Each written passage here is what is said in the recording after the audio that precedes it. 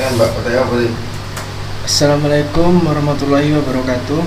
Perkenalkan, nama saya Muhammad Mufti Al-Faradzi, NIM 94. Di sini saya akan menjelaskan tentang konverter bus DC-DC sederhana menggunakan IC timer 555. Dalam proyek ini, kami membangun rangkaian konverter bus menggunakan IC timer 555. Bus konverter adalah jenis catur daya mode saklar non terisolasi yang digunakan untuk menaikkan voltase atau tegangan. Dengan kata lain, ini memberikan tegangan output yang lebih tinggi dibandingkan dengan tegangan inputannya. Rangkaian ini sangat mirip dengan konverter buck yang kami rancang untuk mengendalikan motor dan strip LED yang digunakan untuk menurunkan tegangan masuk. Konverter penambah menemukan penggunaan di banyak peralatan sehari-hari kita. Ini adalah sirkuit elektronika daya yang sangat umum yang digunakan secara luas dengan panel surya dan teknologi pemandenan lainnya, dan merupakan salah satu sirkuit terpenting saat ini. Pada artikel ini kita akan belajar tentang konverter buck dan merancang konverter bus yang sangat sederhana menggunakan timer 555 DANIRFZ 44N MOSFET saluran N. Bus konverter digunakan untuk meningkatkan tegangan keluaran dengan mengurangi arus. Hal ini dicapai dengan menyimpan energi dalam induktor, dan karena energi dalam induktor tidak dapat berubah secara instan, oleh karena itu ia mulai menyimpan energi dalam medan magnetnya. Arus melintasi induktor diberikan oleh I induktor sama dengan V per R, dan karena resistansi dan arus konstan, satu-satunya nilai yang dapat berubah adalah tegangan. Serta yang ditunjukkan pada gambar di bawah ini, induktor dihubungkan secara seri dengan sumber tegangan untuk menghidupkan dan mematikan rangkaian secara konstan. Saklar dihubungkan secara paralel ke sumber tegangan dan induktor untuk mencapai perpindahan cepat. Kami menggunakan MOSFET. Untuk mencapai perpindahan yang sangat cepat digunakan MOSFET bersama dengan driver MOSFET. Sirkuit terhubung ke beban dan kapasitor secara paralel. Untuk menghentikan arus yang mengalir mundur dari kapasitor, sebuah dioda digunakan antara kapasitor dan MOSFET. Induktor mencoba untuk menahan perubahan arus untuk memberikan arus input konstan, dan karenanya konverter bus bertindak sebagai sumber input arus konstan, sedangkan beban bertindak sebagai sumber tegangan konstan. Rangkaian ini sangat mirip dengan konverter buck dan kadang-kadang disebut mundur buck converter. MOSFET N channel dikendalikan oleh sinyal PWM. Kami telah menggunakan timer IC 555 untuk memberikan output ke MOSFET. Kapasitor digunakan untuk menyimpan muatan dan memberikan output konstan ke beban. Rangkaian bekerja dalam dua tahap. Pada tahap 1, saklar dihidupkan, dan tahap yang kedua, saklar dimatikan pada tahap mati.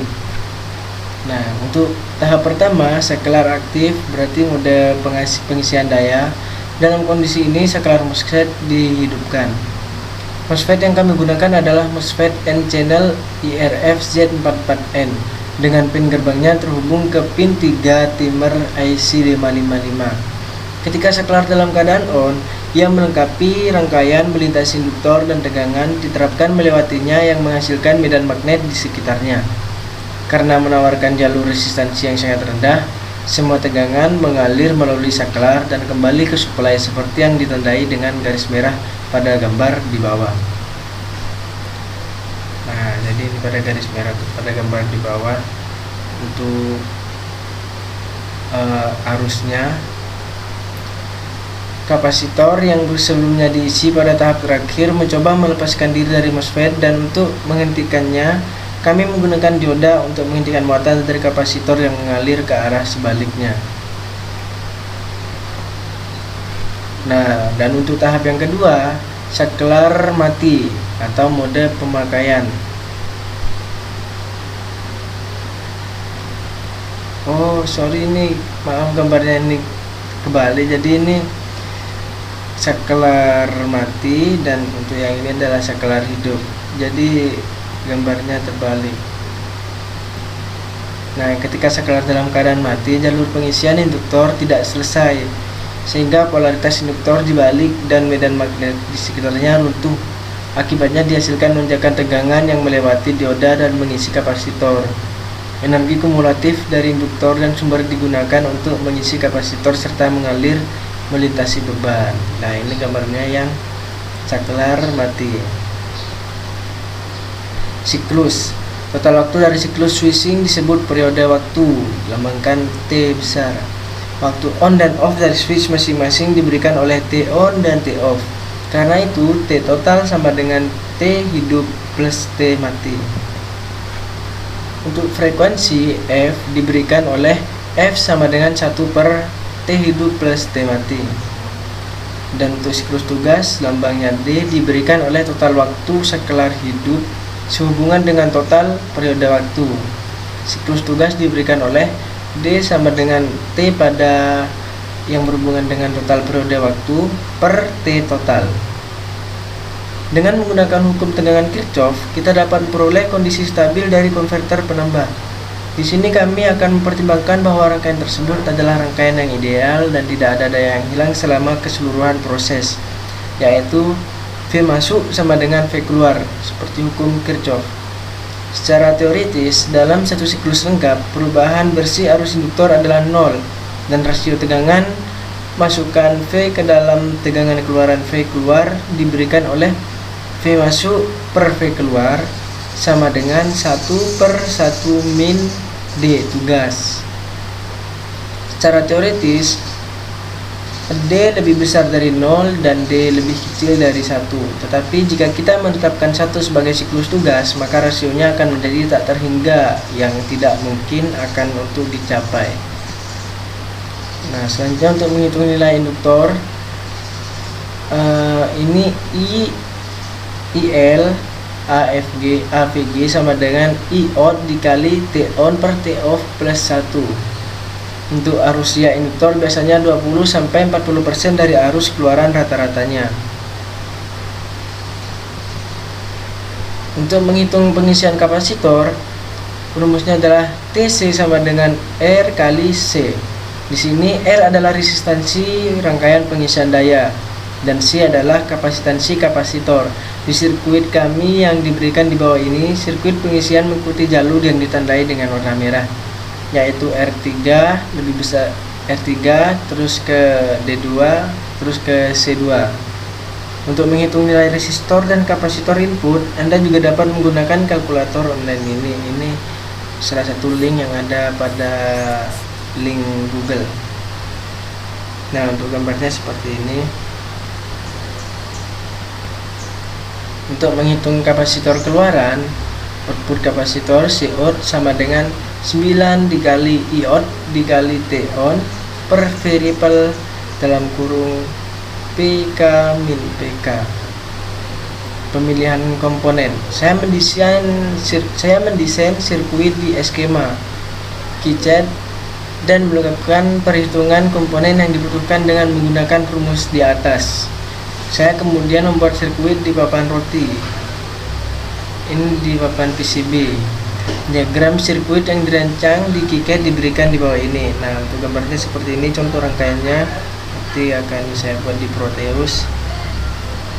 Nah, adapun komponen yang dibutuhkan yaitu satu buah NE55 timer, dan yang selanjutnya adalah satu buah MOSFET IRF Z44N MOSFET saluran N, dan induktor ukurannya 100, dan yang resistor 1 k ohm. Diodanya tipe IN4001 2 biji, dan yang setelahnya 1 biji dioda tipe 1N5822.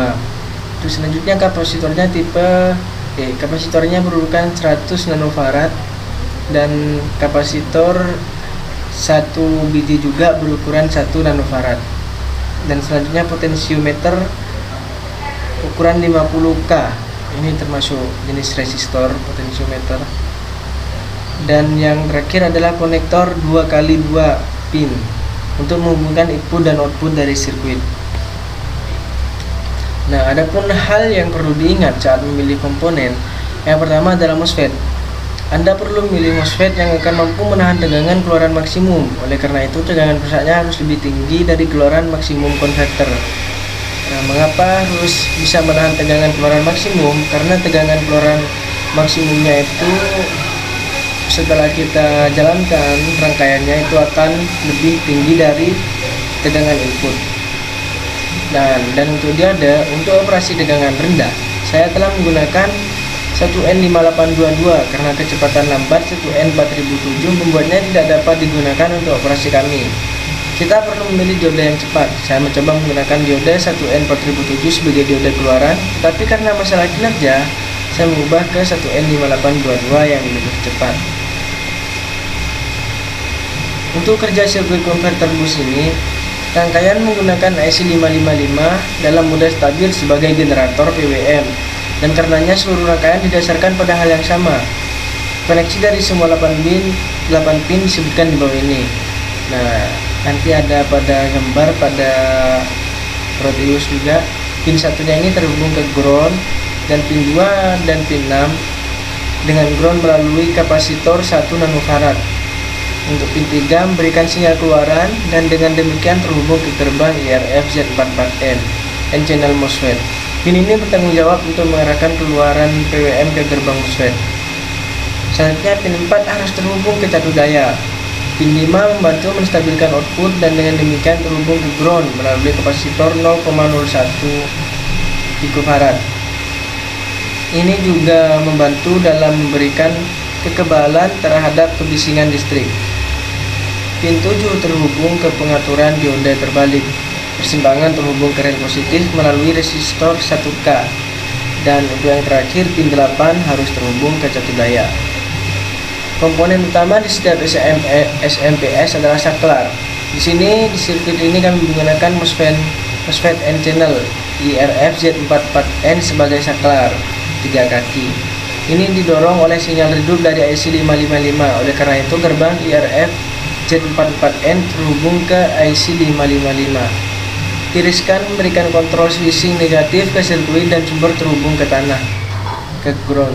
Ini memiliki spesifikasi sebagai berikut. VDSS sama dengan 55 volt, dan RDS aktif sama dengan 17,5 mA, dan ID-nya sama dengan 49 ampere arus. Nah, ini untuk contoh orang yang memiliki blog web yang sudah mencoba rangkaiannya dan mencoba perhitungannya. Dia menggunakan baterai sel li-ion berukuran 3,7, dan sel itu diisi sekitar 3,4 volt, dan ketika dites menunjukkan pembacaan 7,5 volt. Nah, itu membuktikan bahwa rangkaian itu adalah rangkaian yang baik dan bisa meningkatkan tegangan. Dan untuk menguji arus juga memilih pengaturan 10 ampere atau 20 ampere pada multimeter untuk melindunginya agar tidak rusak. Arus menunjukkan 3,2 ampere sehingga rangkaian ini mampu menghasilkan sekitar 30 watt. Rangkaian itu bekerja dengan baik dan mampu meningkatkan tegangan. Kurangnya umpan balik menyebabkan rangkaian menjatuhkan tegangan ketika beban terhubung melewatinya. Umpan balik yang digunakan oleh konverter penambah memastikan bahwa siklus kerja tetap stabil, bahkan saat beban tersambung. Kami dapat dengan mudah memberikan umpan balik dengan menggunakan microcontroller untuk mengukur perubahan keluaran dan kemudian mengubah resistansi masukan, sehingga membuat rangkaian ini lebih bermanfaat dan praktis untuk sebagian besar operasi. Ini adalah rangkaian yang sangat sederhana, namun efektif, yang dapat digunakan jika Anda membutuhkan tegangan yang lebih tinggi. Maka sumber tegangan Anda dapat menyediakan sekaligus mengurangi pemborosan daya di sirkuit Anda. Sirkuit ini juga mampu memberikan daya lebih dari 30 watt. Meskipun demikian, disarankan untuk menggunakan setidaknya papan PEV untuk membuat sirkuit, karena papan PCB ini biasa dimasukkan untuk aplikasi berdaya rendah. Jika Anda membutuhkan output konstan, Anda harus menggunakan resistor tetap sebagai pengganti pot untuk meningkatkan efisiensi desain secara keseluruhan. Kelemahan utama dari rangkaian ini adalah karena kurangnya umpan balik. Penurunan tegangan cukup besar saat Anda menghubungkan beban. Kata terakhir adalah menyenangkan untuk membangun sirkuit yang dapat dirancang oleh komponen sederhana yang kita semua miliki di meja kerja kita. Terima kasih, dan selanjutnya kita akan ke Proteus. Nah, untuk yang di Proteus, nah rangkaian ini sudah sesuai dengan yang ada pada PowerPoint. Jadi semua pinnya sudah dihubungkan dengan baik dan kita akan mencoba menjalankan merankan sirkuit ini apakah berjalan dengan baik atau tidak. Kita akan coba run. Nah, untuk outputannya saya mengganti dengan LED warna green, dan di sini LED green ini menyala yang tandanya sirkuit ini berjalan dengan baik. Mungkin cukup sekian dari saya. Assalamualaikum warahmatullahi wabarakatuh.